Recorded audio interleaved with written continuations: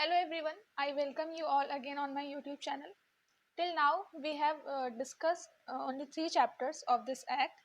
Now I will proceed from the chapter 4. So what is the name of the chapter 4? Procedure for obtaining order or relief. So what will be the procedure? What kind of procedure we will adopt while ordering such kind of relief? So all those provision has been given in this chapter. So first of all we will read bare provision of this act. Now we will understand what kind of thing has been there. Section 12, application to magistrate. An aggrieved person, sorry, an aggrieved person or a protection officer or any other person on behalf of the aggrieved person may present in application to the magistrate seeking one or more relief under this act. तो कोई भी aggrieved person होगा जो इसमें victim है या तो protection officer उस अग्रीव पर्सन के बिहाफ पे एक एप्लीकेशन तैयार करेगा और वो किसको देगा, मैजिस्ट्रेट को देगा रिलीफ को सीक करने के लिए, रिलीफ को लेने के लिए इस एक्ट में। प्रोवाइडेड दैट, अब इसका प्रोविजो क्या कहता है, before passing any order on such application, कोई भी एप्लीकेशन ऑर्डर पास करने के पहले जो मैजिस्ट्रेट होगा shall take into consideration any domestic incident report. तो जो मैजिस्ट्रेट होगा वो कंसीडर करेगा किसी भी रिपोर्ट को, जो भी रिपोर्ट उसको एक रिटन एप्लीकेशन दी गई है अग्री पर्सन के थ्रू, तो पहले वो कंसिडरेशन में लेगा उसको, उसका कॉग्निजेंस लेगा, देखेगा उसको किससे, जो प्रोटेक्शन ऑफिसर उसको जो दे रहा है। सबसे पहले वो एक प्राइमा फेसाई केस को पहले वो देखेगा कि ऐसा कोई केस बन रहा है या नहीं बन रहा है, तो वो उस हिसाब से प्रोसीड करेगा। सबसेक्शन 2 क्या कह रहा है, the relief short for under subsection 1 में include a relief for issuance of an order for payment of compensation or damages without prejudice to the right of such person to institute a suit for compensation of damages for the injuries caused by the act of domestic violence committed by the respondent. The relief sought for under subsection 1, subsection 1 में जो relief है जो ली जा रही है may include, वो और भी क्या क्या चीज़ें उसमें इंक्लूड हो सकती हैं, relief for insurance of an order for payment, एक कंपनसेशन का रिलीफ भी दिया जा सकता है इसमें विक्टिम को, या फिर डैमेज जो भी उसको हुआ हो उससे related. Such person to institute a suit, मतलब उस पर्सन का एक राइट बन जाता है कि वो डैमेज को सीक कर सकता है, सॉरी जो डैमेज उसको हुआ हो उसके लिए कंपनसेशन सीक कर सकता है रेस्पोंडेंट से, डोमेस्टिक वायलेंस के थ्रू जो भी हुआ हो उसके साथ। फिर आता है इसका प्रोविजो क्या कहता है, provided that where a decree for any amount as compensation, जहाँ पे कोई भी ऐसी डिक्री कंपनसेशन के अमाउंट के जैसा हो या फिर कोई डैमेज हो यहाँ पे, हैज़ इन पास्ट, उसको पास कर दिया गया हो, डिक्री पास कर दी गई हो बाय एनी कोर्ट, किसी भी कोर्ट के through, in favour of the agreed person, उस विक्टिम के फेवर में। The amount if any paid, अगर कोई भी अमाउंट पेड किया गया हो, पेबल हो, इन परसुएंस ऑफ द ऑर्डर, उस ऑर्डर के अकॉर्डिंग, उस ऑर्डर के परस्यू में, मेड बाय द मजिस्ट्रेट, जो कि मजिस्ट्रेट ने दिया हुआ है अंडर दिस एक्ट, इस एक्ट में, शैल बी सेट ऑफ, उसको सेट ऑफ भी किया जा सकता है अगेंस्ट द अमाउंट पेबल, उस अमाउंट के अगेंस्ट जो पेबल है इस डिक्री में, not will standing anything contain in the code of civil procedure, किसके थ्रू, जो कोड ऑफ सिविल प्रोसीजर है 1908 का हमारा, या फिर any other law for the time being in force, be executable for the balance amount, अगर वो executable है उस बैलेंस अमाउंट के, तो वो प्रोसेस को उस प्रोसेस को वो फॉलो अप कर सकते हैं, इफ एनी, जो भी होगा उसमें, left after such set of, जो भी बचेगा सेट ऑफ के बाद का जो कंपनसेशन बच रहा है, तो वो उसको उस एक्ट के थ्रू कंपनसेट करेंगे, या फिर सेट ऑफ के थ्रू जो भी हो रहा है उसमें वो सारी प्रोसीजर को फॉलो अप करेंगे। सबसेक्शन 3 क्या कहता है, every application under subsection 1 shall be in such form and contain such particular as may be prescribed or as nearly as possible thereto. Every application in subsection 1 shall be such form and contain such particular, मतलब कि application जो लगाई जा रही है relief को पाने के लिए, तो वो उसमें जो जो कंटेन रखने चाहिए, जो जिस फॉर्म में होना चाहिए, तो जो ये एक्ट प्रोवाइड करा रहा है, जो भी रूल एंड प्रोसीजर प्रोवाइड करा रहा है उसके अकॉर्डिंग वो सारी चीज़ें होनी चाहिए उस एप्लीकेशन फॉर्म में। The magistrate shall fix the first date of hearing which shall not ordinarily be beyond 3 days from the date receipt of the application by the court. तो जो मैजिस्ट्रेट होगा ना वो सबसे पहले एक हियरिंग की डेट को फिक्स करेगा विद इन 3 days, मतलब वो 3 दिन के अंदर तक का एक हियरिंग की डेट फिक्स करेंगे ताकि दोनों पार्टीज में हियरिंग का एक मौका मिल सके लोगों को।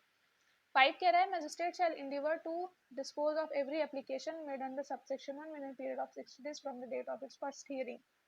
तो इसमें लिमिटेशन डेट की बात की जा रही है। तो जो एप्लीकेशन बनाई जाती है या तो वो अग्री पर्सन दे रहा है या फिर उनके बिहाफ पे प्रोटेक्शन ऑफिसर दे रहे हैं, तो वो 30 डेज के अंदर ही डिस्पोज ऑफ कर देना चाहिए, कर दिया जाना चाहिए। फिर सेक्शन 13 क्या कहता है? Service of notice. Service of notice को ये कैसे परफॉर्म करना है, इसका सब क्लॉज 1 देखते हैं। A notice of the date of hearing fixed under section 12 shall be given by the magistrate to the protection officer, who shall get it served by such mean as may be prescribed on the respondent and on any other person as directed by the magistrate within a maximum period of 2 days or such further reasonable time as may be allowed by the magistrate from the date of its receipt. ये कह रहा है कि the notice of the date hearing fix under section 12, जो hearing की date fix की गई थी सेक्शन 12 में और जो नोटिस दी जा रही है इसमें, shall be given by the magistrate, magistrate के थ्रू दी जाएगी किसको? प्रोटेक्शन ऑफिसर को, जो कि इस नोटिस को सर्व कराएगा। उसकी रिस्पॉन्सिबिलिटी बनती है कि इस नोटिस को सर्व हो जाना चाहिए ऑन द रिस्पोंडेंट, उस रिस्पोंडेंट के लिए, and on any other person, या फिर कोई और पर्सन हो as directed by the magistrate, magistrate ने जिसको डायरेक्ट किया हो, within a maximum period of 2 days, within 2 days के मैक्सिमम पीरियड के अंदर अंदर ही नोटिस की सर्विस हो जानी चाहिए। और सच फर्दर रीजनेबल टाइम, अगर मैजिस्ट्रेट को लगता है रीजनेबल टाइम अलाउ करने को तो वो अलाउ कर सकते हैं। A declaration of service of notice made by the protection officer in such form as may be prescribed shall be the proof of such notice was served upon the respondent and on any other person as directed by the magistrate unless the contrary is proved. मतलब यहाँ पे एक proof चाहिए होता है कि service notice की जो सर्विस है वो हो चुकी है या नहीं। तो एक डिक्लेरेशन जो है प्रोटेक्शन ऑफिसर बनाता है कि हाँ इस पर्टिकुलर पर्सन पे या फिर मजिस्ट्रेट ने किसी और को कहा है तो उसके लिए सर्विस नोटिस की सर्विस हो चुकी है नहीं, उसका एक डिक्लेरेशन रहेगा एज अ प्रूफ, वो प्रूफ के लिए काम में आएगा। काउंसलिंग है फिर सेक्शन 14। काउंसलिंग में क्या कह रहा है? द मजिस्ट्रेट में at any stage of the proceeding, जो मजिस्ट्रेट है वो प्रोसीडिंग की किसी भी स्टेज पे इस एक्ट में डायरेक्ट करेगा रिस्पोंडेंट को या फिर किसी अग्रीड पर्सन को, या तो सिंगली या फिर जॉइंटली अंडर को वो जाए काउंसलिंग के लिए। Member of a service provider who possesses such qualification and experience in counsel as may be prescribed। तो बेसिकली क्या होता है ना कि सबसे पहला अप्रोच तो कोर्ट का यही होता है कि जो दोनों पार्टीज हैं उनके अंदर समझौता करा दिया जाए, काउंसलिंग करा दी जाए। अगर काउंसलिंग करा के चीज़ें सेटल्ड हो रही हैं then this is very good, if it is not possible then we will proceed for next step. तो अगर काउंसलिंग वर्क कर रही है यहाँ पे तो मैजिस्ट्रेट का काम यही होता है कि let us go for the counselling, and counselling से बात बन जाती है तो ये बहुत अच्छी बात होगी। Where the magistrate has issued any direction in subsection 1, अगर मैजिस्ट्रेट ने सबसेक्शन 1 में कोई डायरेक्शन को इशू किया है तो ही शैल फिक्स द डेट, तो वो एक डेट को फिक्स करेगा hearing he shall fix the date he shall fix the next date of the hearing of the case within a period not exceeding 2 month। तो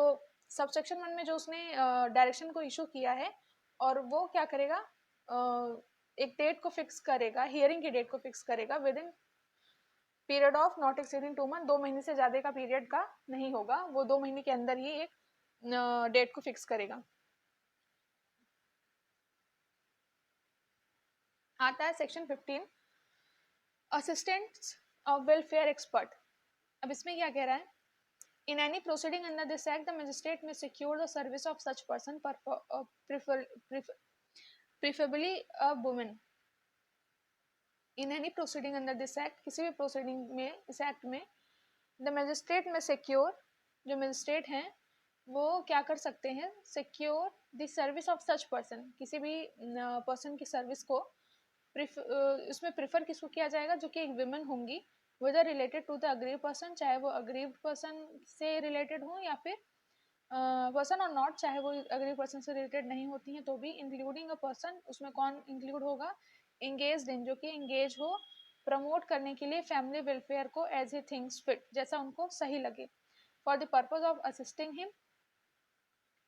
किस पर्पज के लिए? उनको असिस्ट करने के लिए, सहायता करने के लिए अपने फंक्शंस को डिस्चार्ज करने में। तो यहाँ पे असिस्टेंस ली जाएगी वेलफेयर एक्सपर्ट की प्रेफर किया जाएगा कि वो एक विमेन हो, अगर ये पॉसिबल है तो। नहीं भी होती हैं तो कोई बात नहीं, या तो फिर रिलेटिव हो अग्री पर्सन की, जो कि जिनके पास एक्सपीरियंस हो या फिर प्रमोट करती हो फैमिली वेलफेयर को, तो ऐसे रिलेटेड किसी भी पर्सन का असिस्टेंट लिया जाएगा। 16 कहता है proceeding to be held in camera. अगर मजिस्ट्रेट को ऐसा लगता है कि ऐसे सर्कमस्टांसेस बन रहे हैं कि या फिर कोई भी पार्टी चाह रही है कि हमारा जो ट्रायल हो, वो जो हमारा प्रोसीजर हो केस का, वो एक कैमरे में होना चाहिए, तो इसके लिए मजिस्ट्रेट उनको अलाउ करा देगा कि ठीक है, आपका जो प्रोसीडिंग है, जो भी चीज़ें हैं, वो कैमरा में हेल्ड की जाएंगी। Right to reside in a shared household. अब सेक्शन 17 क्या कह रहा है?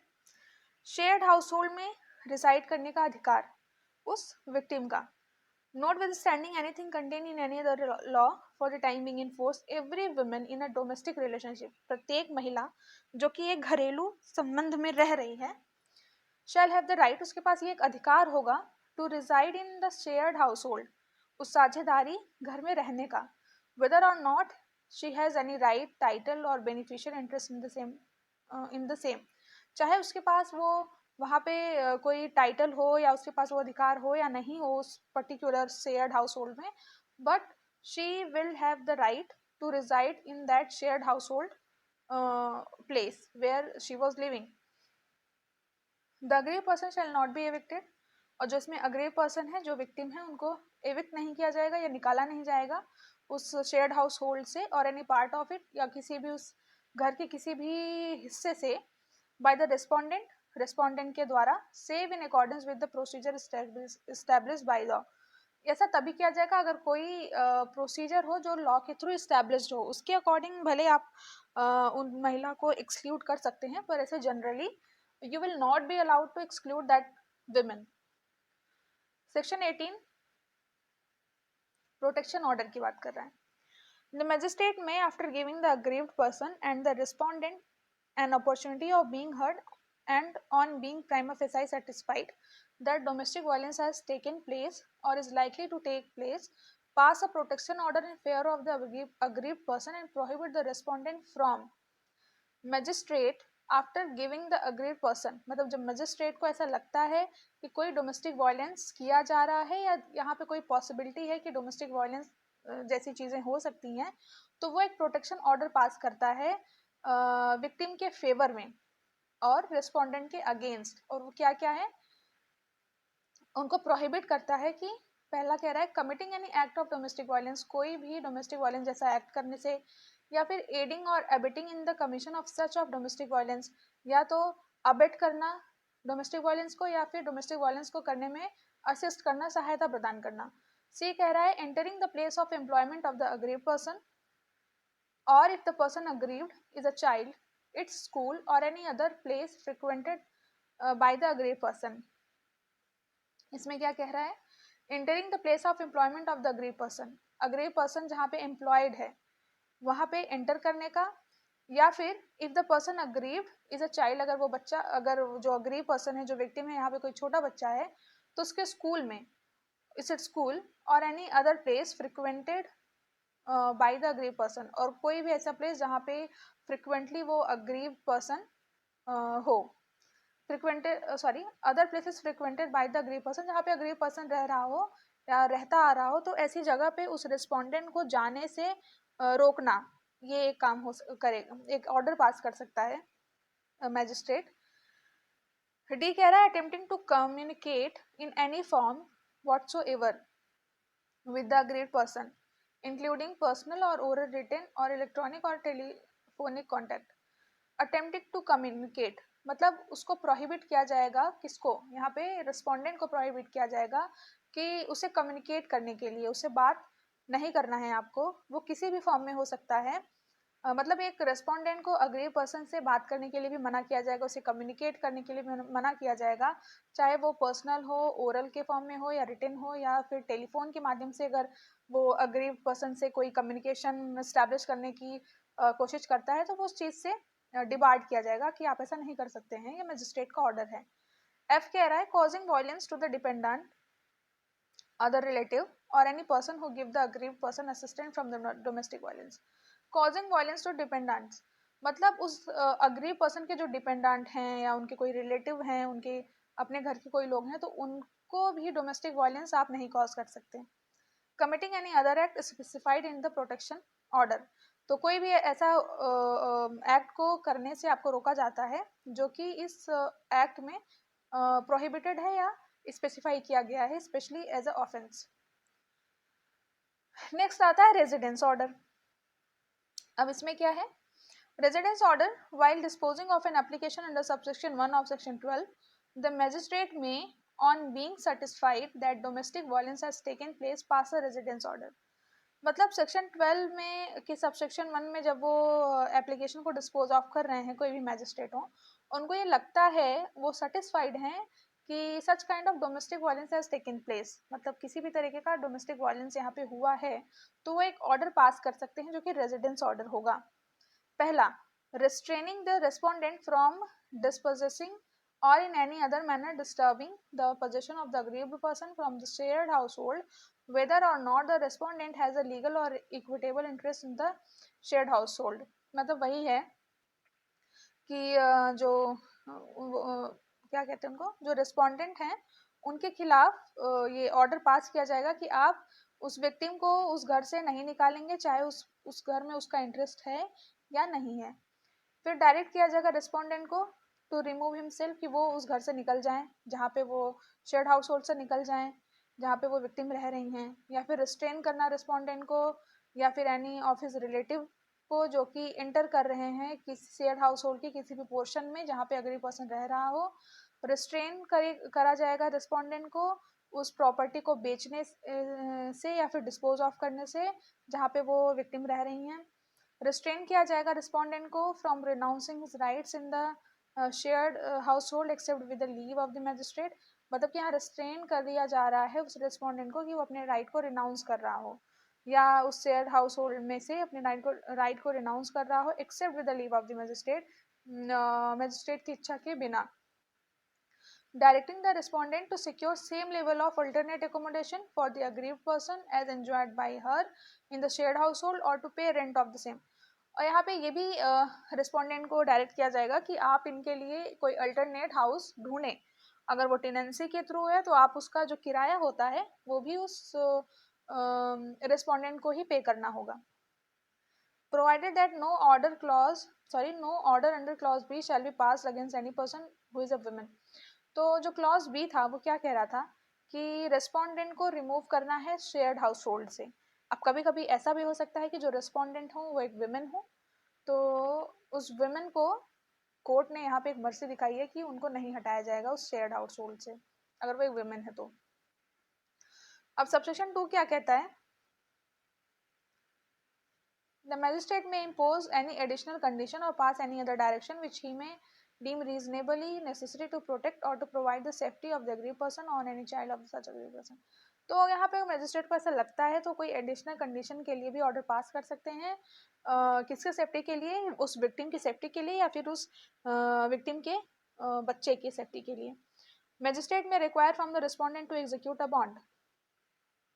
मैजिस्ट्रेट चाहे तो रिस्पोंडेंट से एक बॉन्ड एग्जीक्यूट करा सकते हैं विद और without surety for preventing the commission of domestic violence. मतलब यहाँ पे मैजिस्ट्रेट को अगर ऐसा लगता है कि there is a possibility that this person is going to commit domestic violence against the victim, so magistrate will have power to order to execute a bond through the respondent. या तो ये with surety हो सकती है या फिर without surety भी हो सकती है, उस कमीशन डोमेस्टिक वायलेंस के कमीशन को प्रिवेंट करने के लिए।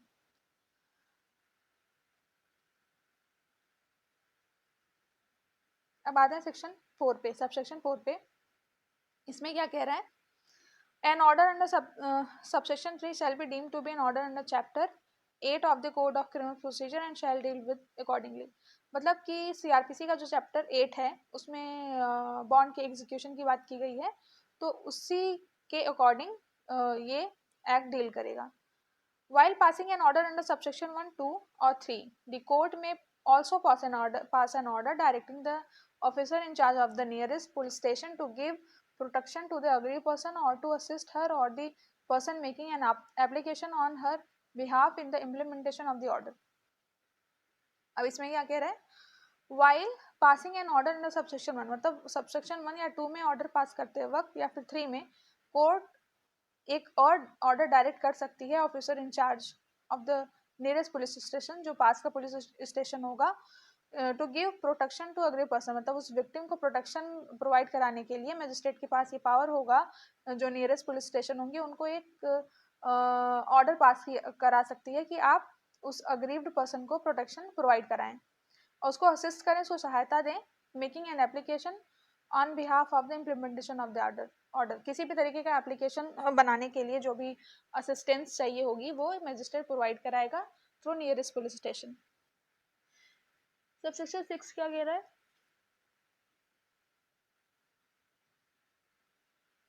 while making an order under subsection 1, the magistrate may impose on the respondent obligations relating to the discharge of rent or other payment having regard to the financial need and the resources of the party।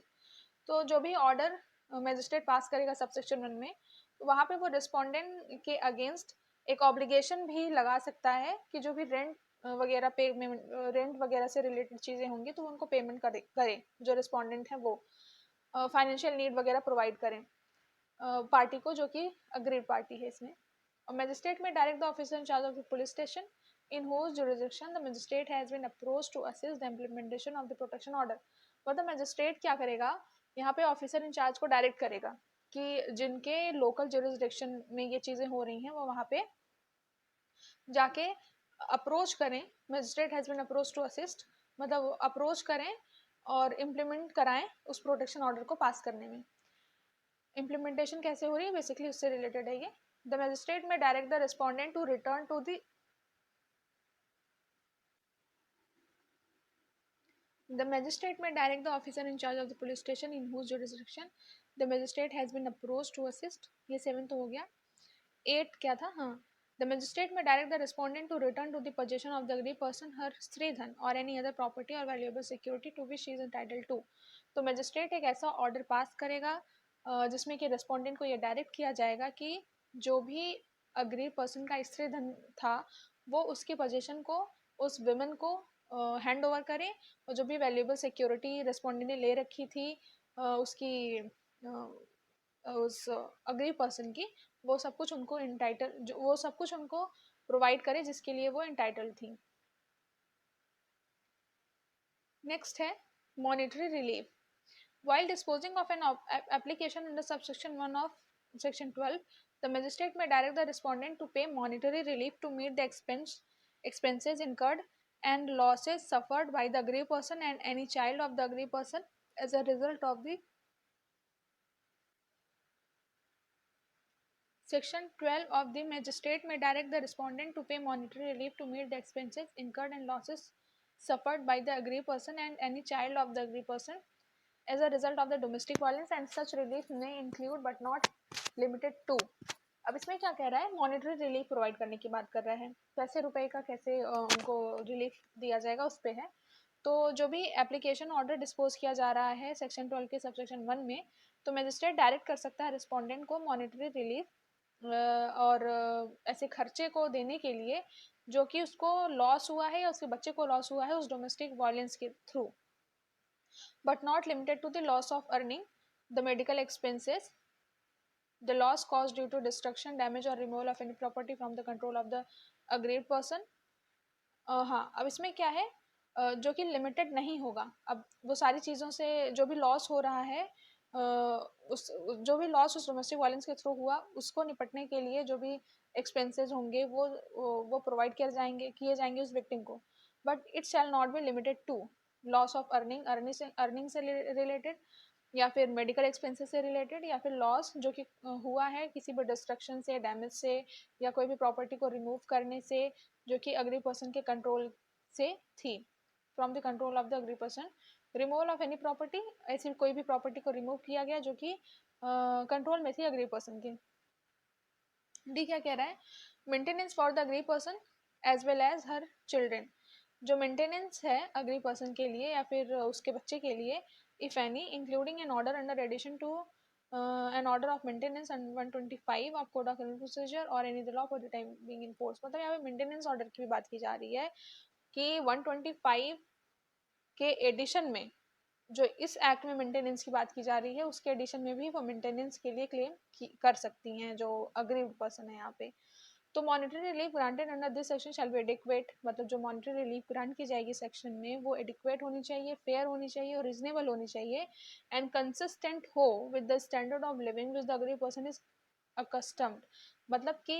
वो adequate हो, fair हो, reasonable हो और consistent हो, उसका जो living of standard था उसको मीट कर रहा हो, वो सारी चीज़ों से रिलेटेड, वो सारी चीज़ों को देखते हुए यहाँ पे मॉनिटरी रिलीफ प्रोवाइड की जाएगी मैजिस्ट्रेट के थ्रू। नेक्स्ट है the magistrate shall have the power to order an appropriate lump sum payment or monthly payment of maintenance as the nature and circumstance of the case require। यहाँ पे magistrate monthly payment जो होती है maintenance के लिए वो भी provide कराएगी। Magistrate shall send a copy of the order of monetary relief under subsection 1 to the parties to the application and to be charged of the police station with the local limit of whose jurisdiction the respondent resides। मतलब magistrate क्या करेगा, shall send a copy of the order of monetary relief, monetary relief की एक copy को send करेगा under section 1 to the parties to the application and to the in charge of police station. मतलब police station का जो in charge है उनको और जो इस एप्लीकेशन के जो पार्टीज हैं उनको एक मॉनिटरी रिलीफ का जो ऑर्डर होता है वो प्रोवाइड कराएगा within the local limit of whose jurisdiction the respondent reside, जहाँ पे रिस्पोंडेंट रिसाइड कर रहा हो। द रिस्पोंडेंट शैल पे the monetary relief granted to the aggrieved person with a period specified in the order under subsection 1। तो इसमें जो respondent हैं वो क्या करेंगे, द रिस्पोंडेंट शैल पे, जो रिस्पोंडेंट हैं वो मॉनिटरी रिलीफ को जो मॉनिटरी रिलीफ उनके अगेंस्ट ऑर्डर पास की गई है वो उसको अग्रीव पर्सन को प्रोवाइड कराएंगे। जैसे कि अंडर सबसेक्शन 1 में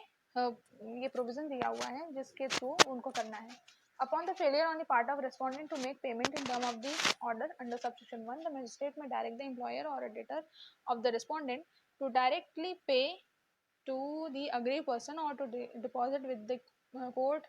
of a portion of the wages or salary or debt due to or accrue to the credit of the respondent, which amount may adjusted towards the money monetary relief payable by the respondent। अब ये क्या कह रहा है basically, इसमें कह रहा है कि upon the failure of part of the respondent to make payment in term of the order, मतलब कि किसी रिस्पोंडेंट के अगेंस्ट जो मॉनेटरी रिलीफ का जो ऑर्डर पास किया गया था अगर वो फेल कर जाता है, वो नहीं दे रहा है इस सबसेक्शन में, तो मैजिस्ट्रेट डायरेक्ट कर सकता है एम्प्लॉयर को या डेटर को, मतलब कि जहाँ पे वो काम कर रहा तो हो रहा होगा एम्प्लॉयर को, जिस पर्सन ने उसको नौकरी दी है, तो वो सारी रिस्पॉन्सिबिलिटी उसके एम्प्लॉयर के पास चली जाती है, डेटर के पास चली जाती है। जो रिस्पोंडेंट होता है वो उनको डायरेक्ट करे, उनको पे करे, वो मॉनिटरी रिलीफ प्रोवाइड कराए जो अग्रीव पर्सन है, यहाँ पे दिया ना अग्रीव पर्सन, और to deposit with the court a portion of the wages or salary, मतलब कि उस इंसान के वेजेस या सैलरी का एक पोर्शन उस जो पीड़ित महिला है उनको दी जाएगी। और डेप्ट due to or accrue to the credit of the respondent, हाँ रिस्पोंडेंट का जो भी वेजेस या सैलरी है उसका एक पोर्शन दिया जाएगा। विच amount may be adjust towards the money relief payable by the respondent, तो उसको उसी हिसाब से एडजस्ट किया जाएगा जिसको कि ऑर्डर दिया गया था उस रिस्पोंडेंट को करने के लिए, उसको पे करने के लिए, वो एक मॉनिटरी रिलीफ प्रोवाइड करने के लिए। अगर वो फेल होता है मॉनिटरी रिलीफ प्रोवाइड करने से, तो सीधी सीधी बात यही है कि उसके एम्प्लॉयर को या डेटर को या तो फिर उसके सैलरी का एक पोर्शन